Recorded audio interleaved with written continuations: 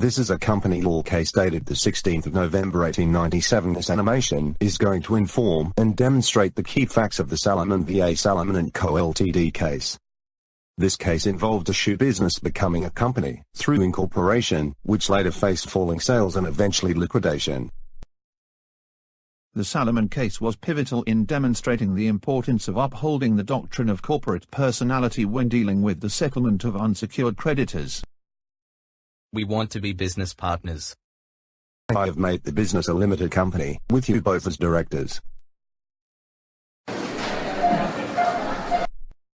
The company began to face falling sales and ultimately liquidation. I'm suing you for the return of my £5,000 advance security.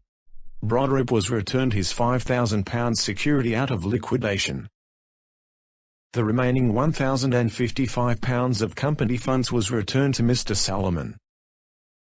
There were no funds remaining to settle creditors, whom commenced legal proceedings. At first instance, the case entitled Broderick v. Salomon, Vaughan Williams J. said M.R. Broderick's claim was valid. It was entitled to indemnity from the principal. The liquidator amended the counterclaim, and an award was made for indemnity. The agency argument was accepted. The Court of Appeal confirmed Vaughan Williams J.'s decision against M.R. Salomon, though on the grounds that Mr. Salomon had abused the privileges of incorporation and limited liability. The House of Lords unanimously overturned this decision, rejecting the arguments from the agency. They held that there was nothing in the Act about whether the subscribers should be independent of the majority shareholder. Lord Halsbury LC took strict literalist approach to legislative interpretation. Lord Halsbury mentioned that either the limited company was a legal entity or it was not. If it was, the business belonged to it and not to Mr. Salomon, who was often referred to as Solomon.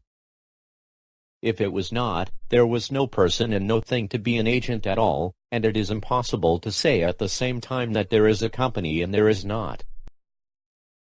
Lord Magnaton mentioned that the company attains maturity on its birth.